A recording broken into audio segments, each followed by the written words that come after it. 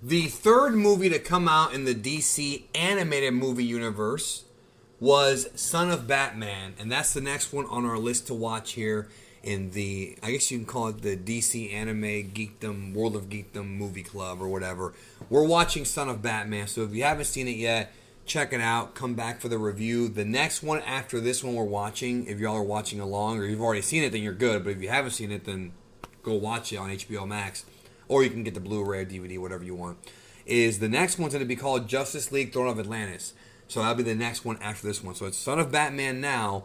Justice League Throne of Atlantis is the next one. So in the meantime, let's talk about Son of Batman. So in Son of Batman, the film opens up with Deathstroke, Slade Wilson, attacking the League of Assassins and murdering Ra's al Ghul. And because of that, what ends up happening is Talia al Ghul, his daughter, takes her son Damien back to Gotham City to meet his father for the first time, Bruce Wayne. So, in case y'all didn't know, Bruce and Talia slapped some skin and they made Damian Wayne. And the story is basically about Bruce and Damian Wayne's relationship and how Damian Wayne would go on to become the next Robin and kind of change his perspective from being a member of the League of Assassins to being the sidekick of Batman.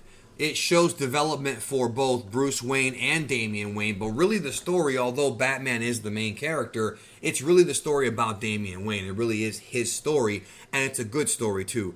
Deathstroke as a villain is fantastic here. I think he's voiced by one of the guys from like Law and Order or Criminal Minds or one of those shows, and he's fantastic as Slade Wilson. Really good, really cool stuff. And Bruce Wayne is played by Jason O'Mara, reprising his role from the previous Justice League War film. And Stuart Allen plays Damian Wayne. Thomas Gibson, by the way, is the name of the actor that plays Slade Wilson. I almost forgot his name, but I just looked right now just to make sure I had the right guy, and I did have the right guy. And they're the three main characters, really, in this. Now, also, what I like about this timeline, well, first of all, this story is an adaptation of Grant Morrison's story from 2006 called Batman and Son. But of course, there are some differences between that story and this story. But basically, the story's about Damian Wayne, like I said. And Bruce Wayne, it's about him too, but he basically has to come to terms that this is now his son. He's always had surrogate sons like the other Robins. And I love how in this universe, Damian Wayne becomes the fourth Robin in this version, because we've already got Dick Grayson, who by this time is Nightwing, and he is in this film. We've got Jason Todd, who died. We've got Tim Drake, the third Robin, so I'm assuming that Damian Wayne's the fourth. And I love how earlier in the film, Damian Wayne sees the Robin outfit and says, it's kind of feminine. Really like that. This movie is a hardcore, raw-ass film, okay?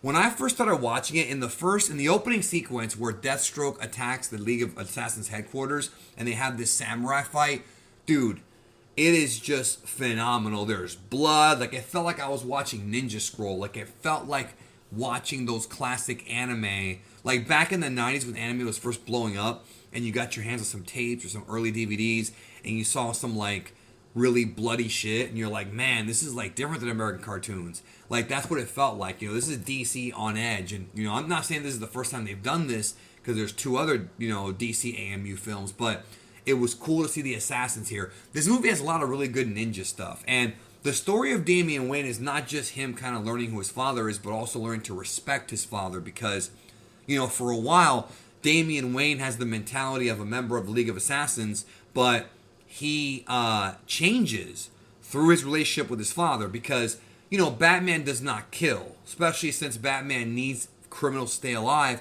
to give him information. So that's what he does. But Damian Wayne has been raised to be this bloodthirsty assassin who is ruthless, including a moment in this film where Deathstroke kidnaps Talia. And it's not let me tell you, this is not like a kidnapping, like a basic kidnapping. There's some violence here. There is bloodshed in this kidnapping, like real hardcore shit. And Damian Wayne sees it, and Deathstroke's like taunting him. Dude, that was awesome. And it all builds up to a big confrontation at the end with Damian Wayne and Deathstroke. But the boy, was an assassin. He has to learn from Batman to have mercy on his opponents, which is ultimately his arc in the film, And I really like that. He also has a bit of a rivalry with Dick Grayson, the former Robin, who's now Nightwing.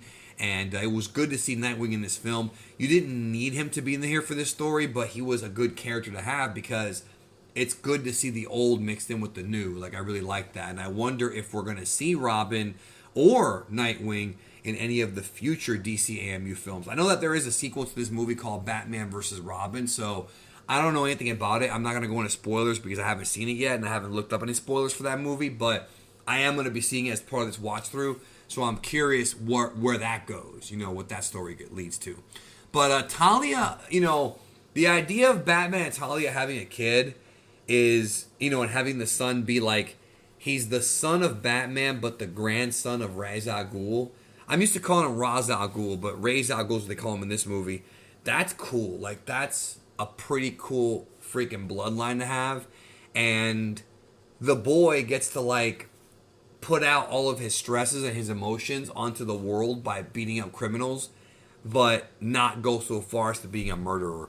And I do love how Damian Wayne is, like, going to Wayne headquarters, and he's, like, kind of butting into Bruce Wayne's life. Like, it's very interesting, and I look forward to seeing where that goes as well, as far as, you know, his relationship with Bruce Wayne, you know, going forward. But the animation was superb. They fought some man-bats in here. Killer Croc is in this movie, and he's freaking awesome. There's even a cameo by the Joker, a very brief cameo. It's more of a vocal cameo when Batman goes to Arkham Asylum, and that was cool. Like, I love how, unlike the previous two movies in the DCEU, this one does have a darker color palette because it is a Batman story. So a lot of it's at night. A lot of it's much darker. A lot of it kind of has more of a bluish, darkish, you know, gray sort of look to it. You know what I mean?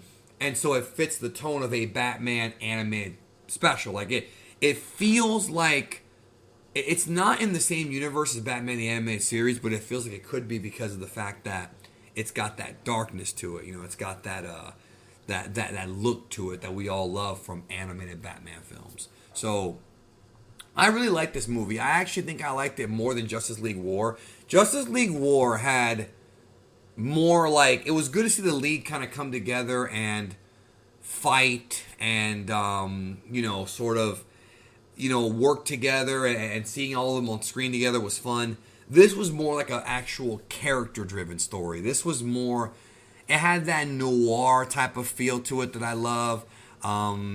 Very engaging character, very, you know, Damien and Bruce Wayne. You know, this felt like it had a better story. You know, but I will say the ninja fight scenes, there was one part that I thought was a little bit unrealistic where Damian Wayne gets stabbed in his arms and he kind of just recovers. Like, he just doesn't even sell it afterward. Like, a knife went through his arm, yo. Like, I know he's an assassin, but dude, that's painful. That is very, very painful. But it's really not that much of a Batman film as far as, like, Saturday morning cartoons go. It really is more of a Damian Wayne ninja story. And it's good. Like, I mean, it still has Batman stuff in it. There's Batman tech in it. You know what? I take it back. It is a Batman story. It's just a darker Batman story, a more edgy Batman story. But I like it. I like this look for the series, and I hope they keep it going. I know that there's Batman Bad Blood, Batman Hush. There's a few more of these. But this is the first Batman DCAMU story, and I like it. So you should like it too, if that's what you are looking for. You know, if you like Batman the Animated Series, you'll love this because it's like the adult version. More violence, a more serious Batman, very cynical but more serious, and a good character arc for Damian Wayne. So, what'd you think about Son of Batman? Again, the next movie I'm watching, which I'll be watching next week, so I'll have a review up in the next couple of weeks, is going to be Justice League Throne of Atlantis, which was teased at the end of Justice League War.